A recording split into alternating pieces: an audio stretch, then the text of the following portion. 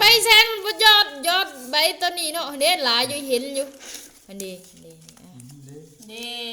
นับเบิ้ง40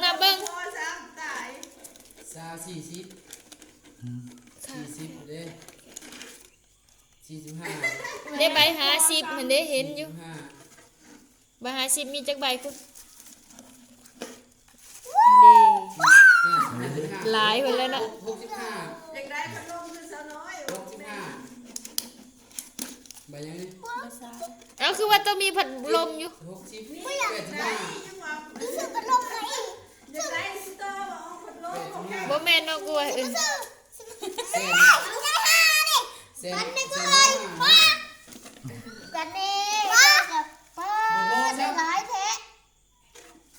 คือแกใบแท้หมูอยากได้ซื้อพัดลมอยากได้พัดลมบ่พอเห็นหมูได้ยังก็อยากได้น้ำบ่พอของเงินตัวนั้นได้ใบ50โอ้2เซนพอเฉยยัง40พันพอดีว่ะมานับมานับเบิ้งก่อนนี่เบิ้งมาเลยสินับให้พอแล้วบ่เอาไปนับจักนับได้เด้อหัวมันตัวเองหน่อยนี่100,000นี่ไปใหญ่ก็ไปใหญ่แล้วจบมันคืนนี่ขนาดไปเฮ็ดเวียกยังได้เงินเก็บเลยเองยังบ่มีแล้วบ่าวตัวเองบ่มีเงินเก็บจักพันเดี๋ยวพอเฉย200,000 230ยัง20พันยังเท่าไหร่เอาตื่นมาเลยพัดลมเท่าไหร่2เซน240 2เซน50ซื้อมานี่ผมค่อยไปนี่เอาไปว้าว240ต้องซื้อวานนี่เนาะเซาเอียงค่อยซื้อนะเจ้าเราได้50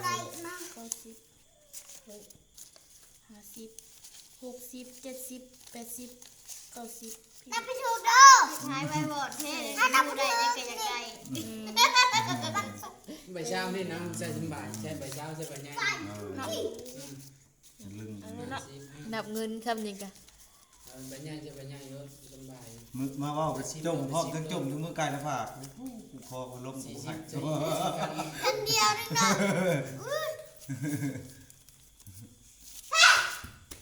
มันดีใจสิได้พัดลมแล้วมัน2เซนนะเอาไปโอ้ยอย่าเฮ็ด2เซน10 25,000 2เซน25,000เหี้ยเฮ็ดแล้วว้าวปุ๊บเอาเด้อแล้วจะไปทับโตจะไปเงินโตไปหยอดโตไปหยอดโตไปหยอดได้จักเดือนนี่บ่ก็ได้จักเดือนอันนี้เอาไปให้อีแม่นี่หันเอามาโตอันไว้นี่แล้วก็เอาเตะ2,500ได้นอนระบาดจะบอกที่นั่นพี่น้องมาแกะกระปุกหมูซื้อพัดลมมันยามฮอนแล้วอาการฮอนเองเนาะเก็บได้เนาะเฮียนเอามาเก่งเนาะเด็กน้อยอายุจักปีนี่หูจักประหยัดเนาะ4 ปีนะเฮียนเก่งเนาะหูจักประหยัดเก่งสุดยอดระบ้านี่เก็บเป็นเคยเก็บจักเถื่อมาที่ภาพนั่นเก่าตู้เรียนบ่ได้ทักอยู่หางเลขผูกไปจะใส่เก็บนี่หันคุณไปหาเงินมาจะใส่พ่อหาให้ได้ตอนในการตอนเนี่ยก็ได้ตอนในการว่าดีๆว่าเสียงปกติแม่ให้ยอดแล้วเก็บไว้แม่เอาให้เราอีนางไม่ได้ไปซื้อขนมว่ะซื้ออยู่ซื้อแน่ไว้แน่สมมติว่าได้5,000อีนางเอาไป7,000ไปแม่ซื้อให้ไปซื้อกินขนม1,000เอามาหยอด2,000สิวะ3,000ถ้ามันว่าได้ใบใหญ่เนี่ยมาหยอดเบิดบ่มันได้น้องคนใบแสนก็เอามาหยอดอยู่ตอนนั้นก็800,000ผู้มันได้ใช้เงินมัน800,000น่ะ